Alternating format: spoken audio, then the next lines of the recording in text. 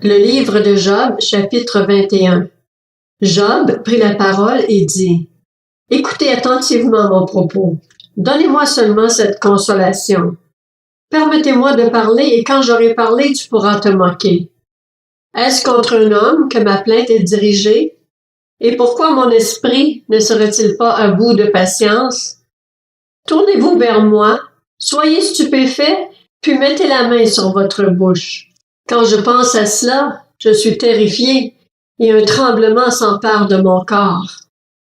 Pourquoi les méchants vivent-ils? Pourquoi les voit-on vieillir et même développer leur force?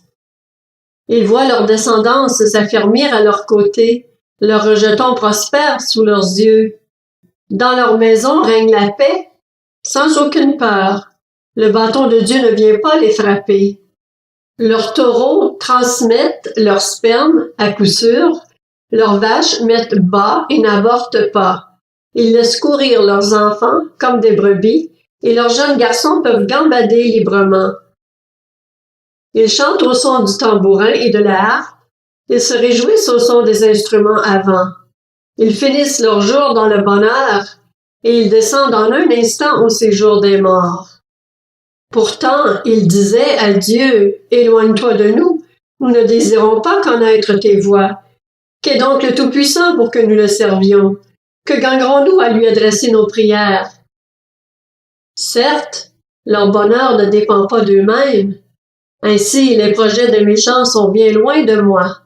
Cependant, arrive-t-il souvent que leurs lampes s'éteignent, que la misère s'abatte sur eux, que Dieu leur distribue leur part en fonction de sa colère, qu'ils soient pareils à la paille emportée par le vent, à la balle enlevée par le tourbillon?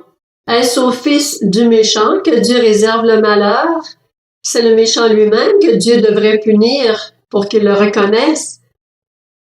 C'est lui qui devrait contempler sa propre ruine. C'est lui qui devrait être touché par la fureur du Tout-Puissant.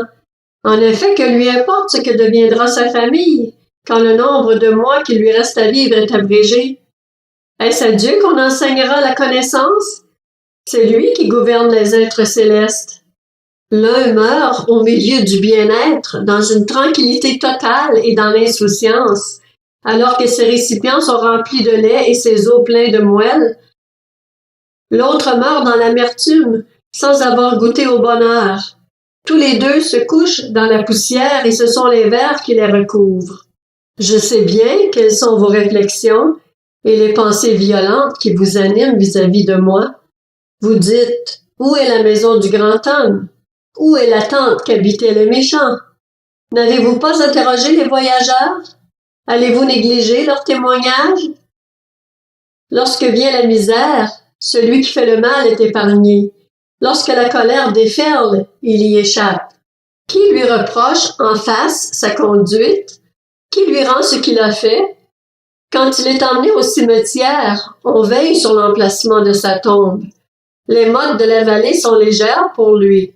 Chacun se joint au cortège qui le suit. Une foule innombrable le précède. Pourquoi donc m'offrir des consolations sans consistance? Vos réponses ne sont que tromperies.